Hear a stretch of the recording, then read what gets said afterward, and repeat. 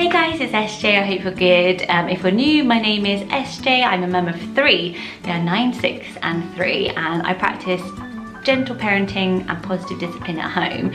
And today's video is about how to get that connection and bond or strengthen it with your child, or get it back sometimes, because I do find, like, with discipline and all of that stuff, when the behaviour is kind of difficult, when there are tantrums in the house or that emotional push and pull, or you're in that kind of punishment cycle, just the connection goes, and often it's just a really sad time for us as parents.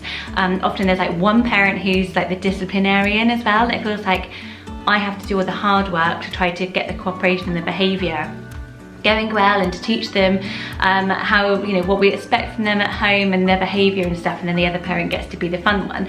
So as discipline becomes more on your mind, you might also be feeling that this connection issue is on your mind. And if you're just getting into toddlerhood and tantrums, I've done a whole gentle parenting for toddlers video, I'll link below, but that's a really tough bit when you're a little kind of baby, suddenly feels like you're battling with them a lot and getting through these tantrums, and sometimes you just dread the time with them. Gentle parenting is all about connection. That is the whole fundamental basis of positive discipline and gentle parenting. So well, what happens when we feel disconnected as parents? We also have feelings going on behind the scenes, and it's also what leads us to be angry with our kids. And a lot of us have talked before in these videos about dealing with our anger as parents. Not that we're like really angry all the time, but you know, there's moments where you get angry with them and annoyed with them, knowing that we just miss them. We miss the cuddles and the kisses and the laughs sometimes, and we can get them back really quickly with these really simple techniques. So the first one is a really simple one you'd know, sounds like a no-brainer, and that is eye contact. But once you think about it, realize how little you're sometimes doing it when they're talking to you, giving them full eye contact. And I notice all the time, you know, our lives are much more hectic as parents than maybe our parents even were, because a lot of us are multitasking so much more. We take on more on our shoulders. We expect much more from ourselves. We expect much more from ourselves as parents as well. You know, we want our children, we really worry about parenting, and I don't think that was the case so much back then. And we have our backs turned cooking, we've got our backs turned on the computer, we've got our phones, and there's a whole world of distractions out there. So children feel that, and we feel that. So eye contact is a really primal thing. It's the ultimate way of trust. So it used to be like when you met like a predator and you'd like lock eyes and you'd be like, are they going to attack? Are they friendly? And it was this kind of whole battle of you know, intention that you could see going on, and it was the ultimate way of trust. So that is the same nowadays. So next time your child starts talking to you, make a really conscious effort just to drown everything else out and just stare deeply into their eyes as they're talking. And I've done this a few times now, and it works so brilliantly, especially if you can do it quite dramatically. Like one time I was sending an email and my son was like, "Mummy," and I just went, "Yes," and really looked at him, and he was talking to me and he was like, "Oh, okay," then he was just telling something normal, but then it turned into a much longer conversation because he didn't want to lose that connection that we'd sort of started. And it's a really simple thing to do, but do it, and notice when you do, you'll notice how often you're maybe not doing it as much as you could, and it's a shortcut to feeling much more connected, and then being much more connected to you ultimately is going to give way to much better behaviour as well. The second one is making sure that we are meeting them on their terms and connecting with them how they want to be connected with. So often we're like, they're so uncooperative. Why does it take so long for them to do everything I ask them? They know this is going to happen now. Of course it's bedtime. It's been bedtime at 7:30 for the rest of their whole life, but suddenly it's like a whole new thing, and it just feels they're so unconnected and uncooperative, disruptive even, and just not wanting to listen. And we're complaining that they're not connecting with us on our level. That's our things that adults care about. But in order to get that cooperation, what I was reading about with connection is it's really important to connect with them on their level. And so meeting them on their terms, basically the technique is you set the invite, but let them set the activity. So you say after dinner, "Oh, dinner's finished now, let's spend some time together, what shall we do?" Or "Can I play with you?" And then you leave it. So you set the invitation, the intention, I want to spend time with you. Then let them pick.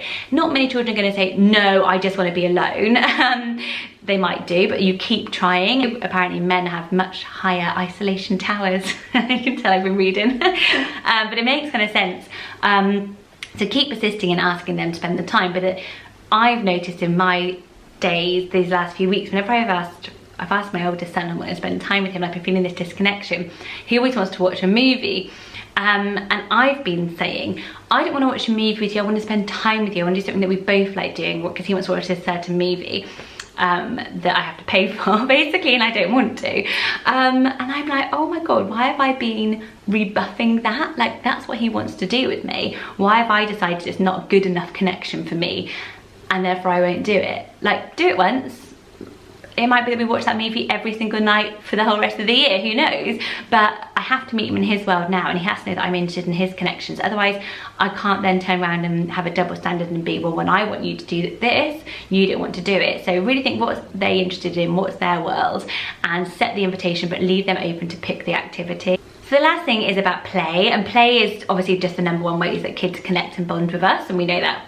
All of us know that. Peekaboo is about separation anxiety and hide and seek and everything like that, are really important for children, and all my kids still love hide and seek, even the older ones, so it's a good one to whip out if they're not wanting to cooperate, because they get to be in power. And that's the big thing about play, is these power reversal games. So them hiding from you and you not knowing where they are gives them that little power control buzz, and it's why kids love it so much as well. So power reversal games are really important for children, and I did a whole video about different power reversal games and how you can use them for different behavior techniques. So the power reversal is a way of really breaking the back of any really big tensions between you. So if there's a door slammed and your child's just like, I do not want you to come in here now, I just want to be alone. Obviously give them their alone time, that's the really big thing we've got to respect. But also you can turn it into a game when you do feel like the time has come. So it can be like, oh my God, this door just will not open. There must be something dark and mysterious behind there. Let's try and guess what it is. I wonder if it makes a noise. I wonder what it looks like. I wonder if it can read. I wonder if it's hungry. I'm gonna go and get it a drink, see if I can lure it out. And just play a game around it. But they've got the power, because you don't know what is behind the door, what is lurking. You've no way you could open that door. It's a really good way of getting the child to kind of engage with you again, but it's on their terms, so they can come out when they want to have that drink, rather than being like, come out of your bedroom, it's dinner time now. And it's just turning things into games. The same with difficult bedtimes with little toddlers, because they love a difficult bedtime, and sometimes at the end of the day we're just like, I'm so done.